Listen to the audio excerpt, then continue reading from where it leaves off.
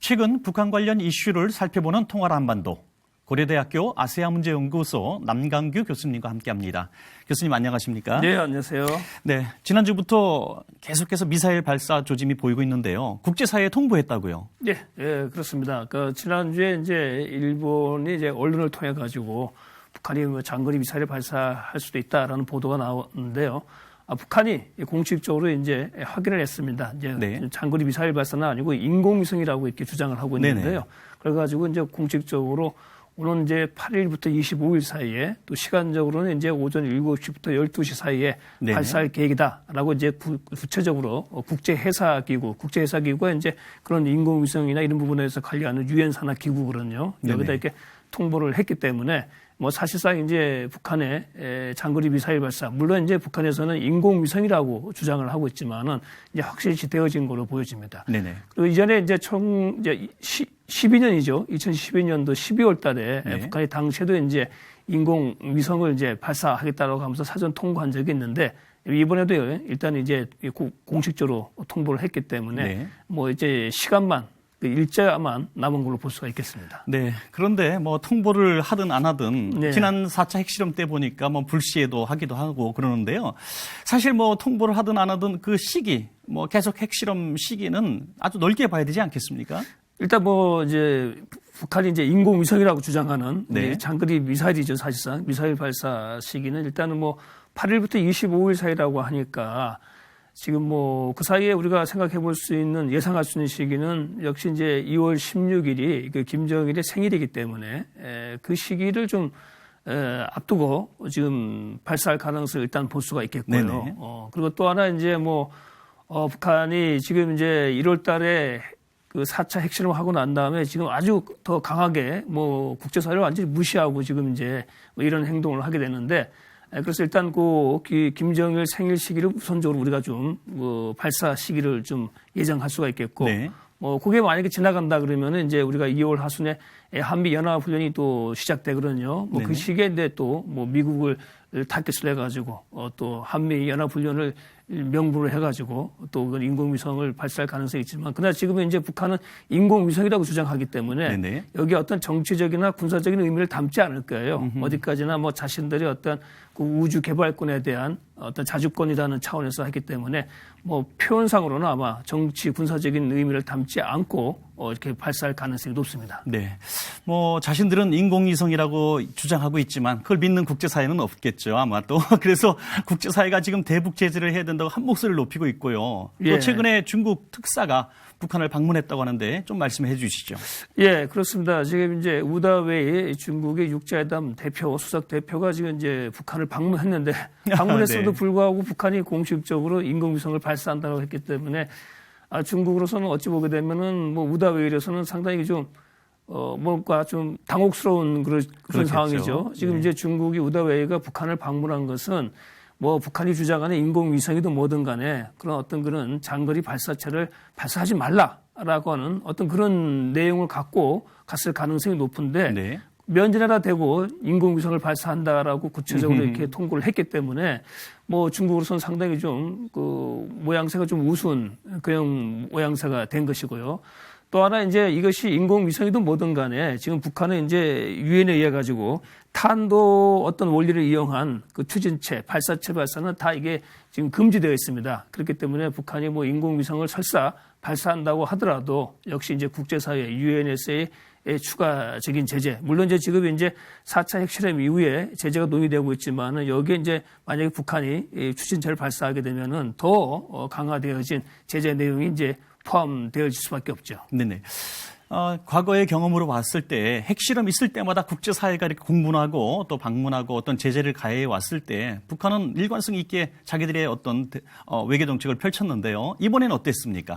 예, 이번 또 이제 마찬가지일 것 같습니다. 근데 북한이 이제 인공위성, 이걸 이제 우주권에 대한 어떤 자주권이라고 이제 표현을 하고 있거든요. 북한에서는요. 그래서 이 부분은 사실 이제 북한이 신년사에서 그런 내용이 좀 담겨져 있습니다. 그러니까 우주 개발을 위한 자주권, 권리 이런 부분을 가지고 이제 신년사 내용에서 언급했고 또 작년부터 이제 이런 부분 얘기는 많이 얘기되어졌어요. 사실 우리가 이제 북한의 장거리 미사일 발사 가능성은 작년 10월 10일 당 창건 70주년을 아마 전후해 가지고 할 가능성이 높다라고 많이 예측하지 않았습니까? 네네. 그 당시에 또 북한이 스스로 이제 우주 항공권에 대한 권리를 많이 얘기를 했었고요. 뭐 그런 차원이기 때문에 뭐 아마 그 과거에도 보게 되면 이제 그런 그 국제사회에 미리 통보를 하고 자신들은 이제 장거리 미사일이 아닌 인공위성을 발사한다라고 이렇게 주장을 해왔기 때문에 뭐 그런 차원에서 이번에도 아마 공식적인 절차를 밟아가면서 아마 이런 북한의 어떤 우주적 자주권, 항공 개발권, 우주 개발권 이런 것을 주장하면서 발사할 걸로 보여집니다. 네네. 이런 어쨌든 인공위성이든 또 미사일 발사든 어떤 그 뉴스가 나올 때마다 항상 TV에 화면이 잡히는 것이 미사일 발사대라고 하는 그런 화면인데요. 네. 평안북도에 있다고요? 예, 평안북도 철산군 동창리에 이제 북한의 미사일 발사 기지대가 있는데요. 뭐 이곳이 이제 미사일 발사하기에 가장 적합한 위치로 지금 이제 북한 내에서 이제 입지를 하고 있죠. 그래서 이걸 이제 예를 들어서 뭐 동해 쪽으로 할 것이냐, 서해 쪽으로 할 것이냐, 뭐 네네. 그런 것을 하게 됐는데, 이게 위성 사진을 보더라도 특히 작년 같은 경우 이제 미국 내에 이제 존스 홉킨스 내에 38로스라고 하는 거기서 계속 꾸준히 추적을 해왔거든요. 뭐 작년에도 보게 되면은 그 발사대가 높이가 많이 높아졌습니다. 기존 네. 발사대가 한 50m였는데 여기서 한 15m 정도 높아진 그 거예요. 의미를 좀 설명해 주시죠. 65m 정도. 예. 그러니까 한 15m 더 늘어났다는 얘기는 그만큼 이제 기존에 북한이 발사한 미사일보다는 더 큰 미사일, 그렇군요. 사거리가 더 나갈 수 있는 미사일을 발사 준비를 하고 있다 이렇게 추정할 수가 있거든요. 네네. 그렇게 되면 우리가 뭐 장거리 미사일을 발사한다라고 했을 때는 크게 보게 되면 이제 대륙간 탄도 미사일까지 예를 들어서 이번에 북한이 지금 인공위성이라고 주장하고 있지만은 이것이 만약에 장거리 미사일이라 그러면 아마 대륙간 탄도 미사일까지 우리가 예상할 수 있다라고 하는데 그러나 지금 이제 북한이 인공위성이라고 주장하기 때문에 네. 그렇다 그러면 이제 2012년에 발사한 인공위성은 이제 그 당시에 한 4,000km 정도 이렇게 날아간 거로 우리가 이제 추정을 하고 있습니다. 네네. 뭐 확인된 건 아니지만은 그렇기 때문에 이번에도 아마 인공위성을 발사하게 된다면 좀 유사한 형태의 그런 좀 그 발사 어떤 가능성이 있다라고 보여집니다. 네네. 북한이 핵실험할 때마다 주변국들이 굉장히 불안한데요. 특별히 미국과 또 일본이 지속적으로 여기에 대해서 또 항의하고 있다고요. 예.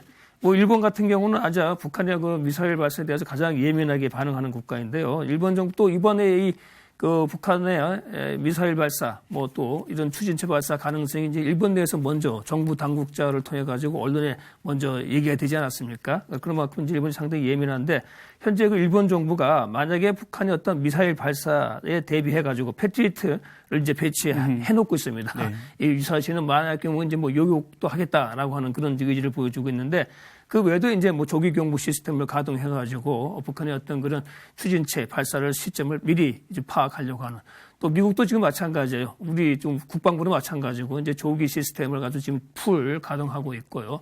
또 여러 가지 이제 그런 이동 장비를 통해 가지고 또 관축 장비를 통해 가지고 이제 북한의 그런 미사일이나 또 추진체, 유도체 발사체를 가지고 좀 감지하기 위해서 지금 이제 하고 있는 그런 상황입니다.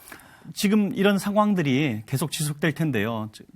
우리 교수님 보시기에 어느 정도 이 문제가 지속될 것 같습니까? 일단은 뭐 북한이 공식적으로 했기 때문에 아마 이제 발사를 하게 될 겁니다. 근데 이제 네네. 발사를 하게 되면 이것도 역시 이제 북한이 지금 유엔에서 금지하고 있는 그런 그 불법적인 행동이기 때문에 이 부분에 대한 이제 국제사회의 어떤 그런 그 제재는 더 강화되겠죠. 그런데 북한이 왜 이렇게 아주 강공을 하느냐. 더구나 네네. 이제 4차 핵실험 같은 경우도 참 예상도 하지 못했는데 그렇죠. 그런데 그걸 가지고 북한이 수소탄이라고 주장하면서 또 강행하지 않았습니까? 네네. 또 국제사회의 제재가 지금 논의되고 있는 과정 가운데 또 인공위성이라고 하는 부분을 지금 강조하면서 지금 네네. 또 발사 계획을 통보를 했단 말이죠. 네네. 뭐 이런 걸 보게 되면 이제 지금 김정은이 뭐 국제사회 뭐 심지어는 이제 뭐 중국까지도 사실 뭐 염두에 두지 않고 뭐 자신들이 지금 하고 싶은 프로그램을 그대로 지금 진행시키고 있다라고 볼 수가 있는데요. 네네. 뭐 그런 것들은 결국은 이제 북한이 꾸준하게 핵 능력을 향상시켜 오면서 또 그와 관련되어진 이제